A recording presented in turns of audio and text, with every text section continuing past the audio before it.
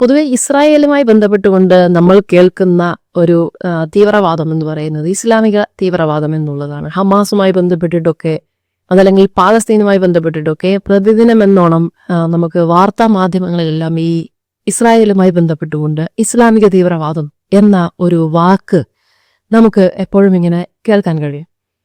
എന്നാൽ ജൂത തീവ്രവാദം അഥവാ ജൂയിഷ് ടെററിസം എന്നൊരു സംഗതിയെക്കുറിച്ച് നിങ്ങളിൽ എത്ര പേർ കേട്ടിട്ടുണ്ട്?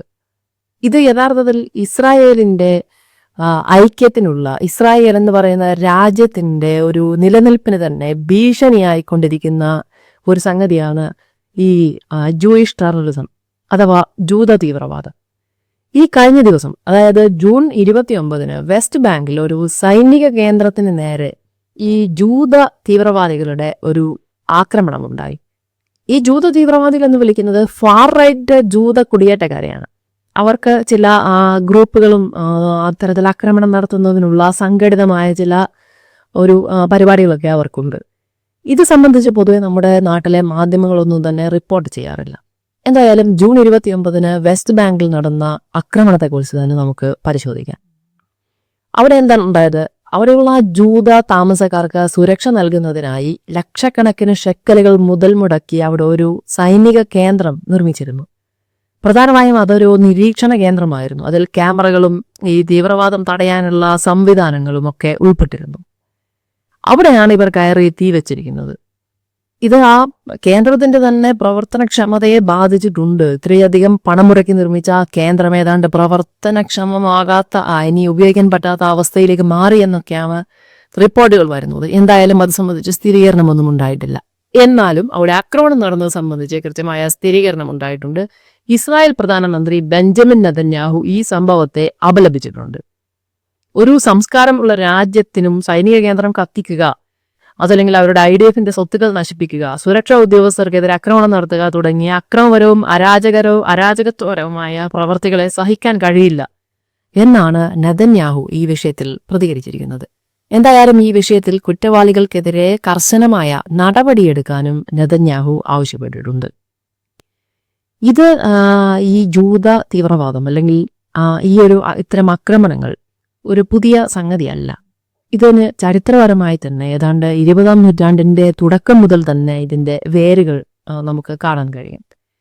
ബ്രിട്ടീഷ് മാൻഡേറ്റ് പാലസ്തീനിൽ ഇർഗുൻ ലഹി അഥവാ സ്റ്റേൺ ഗാങ്, ഹഗന എന്നീ ജൂത പാരാമിലിറ്ററി സംഘടനകൾ അവിടെ ഉണ്ടായിരുന്നു. അവർ നിരന്തരം ബ്രിട്ടീഷ് അധികാരികൾക്കും അതുപോലെ പാലസ്തീനിയൻ സിവിലിയന്മാർക്കുമെതിരെ ആക്രമണങ്ങൾ നടത്തി.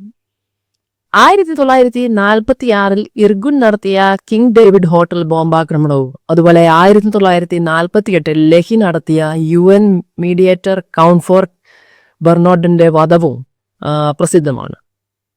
ഈ സംഘടനകളുടെ ലക്ഷ്യം ഒരു ജൂതരാഷ്ട്രം സ്ഥാപിക്കുക എന്നതായിരുന്നു. എന്നാൽ അവയുടെ പ്രവർത്തനങ്ങൾ പലപ്പോഴും ഒരു അക്ഷരാർത്ഥത്തിലുള്ള ഒരു തീവ്രവാദ സംഘടനയുടെ അതേ തരത്തിലുള്ളതായിരുന്നു. 1948 ഇസ്രായേൽ സ്ഥാപിതമായ ശേഷം ഈ ജൂത തീവ്രവാദം അവസാനിച്ചിട്ടില്ല എന്നതാണ് വസ്തുത. 1970കളിലും 80കളിലും വെസ്റ്റ് ബാങ്കിലും ഗാസയിലും കുടിയേറ്റക്കാർ അക്രമ പ്രവർത്തനങ്ങൾ നടത്തി.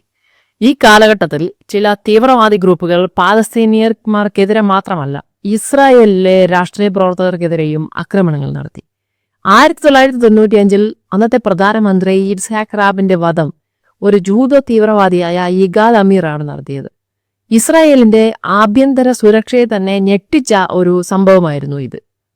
അതായത് ജൂത തീവ്രവാദം പാലസ്തീനിയർക്ക് മാത്രമല്ല ഇസ്രായേലിന്റെ തന്നെ ജനാധിപത്യ ഘടനയ്ക്ക് ഭീഷണിയാണ് എന്ന് വ്യക്തമാക്കുന്ന ഒരു സംഭവമായിരുന്നു ഈ ഒരു ആക്രമണം.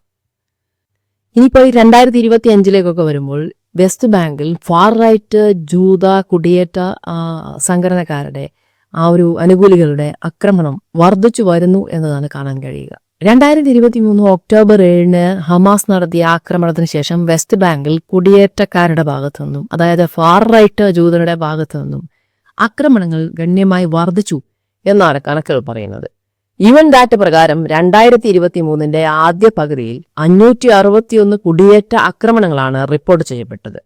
ഇത് പ്രതിദിന കണക്ക് വെച്ച് നോക്കുകയാണെങ്കിൽ ഏകദേശം 3 ആക്രമണങ്ങൾ ഒരു ദിവസം എന്ന നിരക്കിലാണ് ഇത് നടന്നിട്ടുള്ളത്. 2023 ഒക്ടോബർ മുതൽ 2024 ഡിസംബർ വരെ 1860-ലധികം ആക്രമണങ്ങൾ രേഖപ്പെടുത്തിയിട്ടുണ്ട്. അതായത് ശരാശരി ദിവസവും 4 ആക്രമണങ്ങൾ വീതം. ഈ ആക്രമണങ്ങളിൽ വാഹനങ്ങൾ കത്തിക്കുക, ഒലിവ് തോട്ടങ്ങൾ നശിപ്പിക്കുക, വീടുകൾക്ക് തീയിടുക, ശാരീരിക ആക്രമണങ്ങൾ നടത്തുക എന്നിവയൊക്കെ ഉൾപ്പെടുന്നു. 2023 ഹുവാര എന്ന പാലസ്തീനിയൻ ഗ്രാമത്തിൽ 400-ലധികം യുവാക്കൾ നടത്തിയ ആക്രമണം ഒരു പ്രധാന ഉദാഹരണമാണ്. അവിടെ വീടുകളും വാഹനങ്ങളും എല്ലാം കത്തിച്ചു, ഒരാൾ കൊല്ലപ്പെട്ടു. ഈ ആക്രമണങ്ങൾ പലപ്പോഴും പ്രൈസ് ടാഗ് ആക്രമണങ്ങൾ എന്നാണ് അറിയപ്പെടുന്നത്. ഇത് ഇസ്രായേൽ സർക്കാരിന്റെ നടപടികൾക്ക് ഒരു പ്രതികാരമായും അതുപോലെ പാലസ്തീനിയൻ ഭാഗത്തു നിന്നുള്ള ആക്രമണങ്ങൾക്കൊക്കെ പ്രതികാരമായും ഒക്കെയാണ് ഇവരിത് സംഘടിപ്പിക്കുന്നത്. ഇത്തരത്തിലുള്ള ഈ ജൂത തീവ്രവാദ ആക്രമണങ്ങൾ ഇസ്രായേലിനെ എങ്ങനെയാണ് ബാധിക്കുക എന്നുള്ളത് പരിശോധിക്കാം. പ്രധാനമായും ആഭ്യന്തര സുരക്ഷയ്ക്ക് അത് വലിയൊരു വെല്ലുവിളിയാണ്. ജൂത തീവ്രവാദികൾ ഇസ്രായേൽ ഡിഫൻസ് ഫോഴ്സിന് അതായത് IDFനെതിരെ തിരിയുന്നത് രാജ്യത്തിന്റെ ആഭ്യന്തര സുരക്ഷയ്ക്ക് ഏറ്റവും വലിയ ഭീഷണിയായാണ് കണക്കാക്കപ്പെടുന്നത്. ഷിൻബെറ്റ് ഡയറക്ടർ റോണൻ ബാർ 2024 നെതന്യാഹുവിനെഴുതിയ കത്തിൽ പറയുന്നത് ജൂത തീവ്രവാദം ഇസ്രായേലിന്റെ നിലനിൽപ്പിനെ തന്നെ അപകടത്തിലാക്കുന്നു എന്നാണ്. ഇത് കൃത്യമായ ഒരു മുന്നറിയിപ്പാണ്.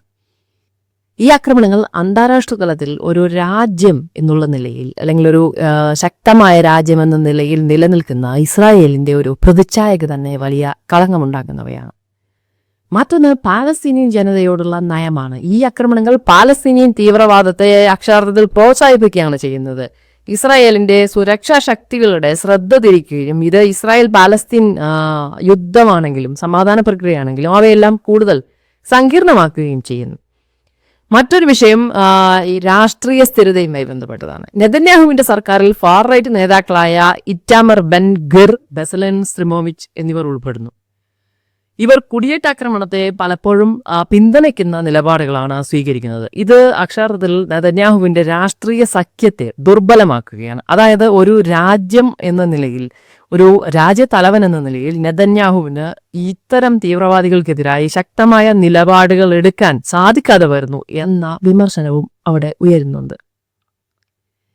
എന്തായാലും ഇത് ഒരു വളരെ ഗൗരവകരമായ ഒരു വിഷയമാണ്. അത് വെറും ഇസ്രായേലുമായി ബന്ധപ്പെട്ടത് മാത്രമല്ല, ആ പ്രദേശത്തിന്റെ തന്നെ ഒരു സമാധാനത്തെ ബാധിക്കുന്ന ഒരു വലിയ വിഷയമായി തന്നെ ഇത് വളർന്നു വരികയാണ്.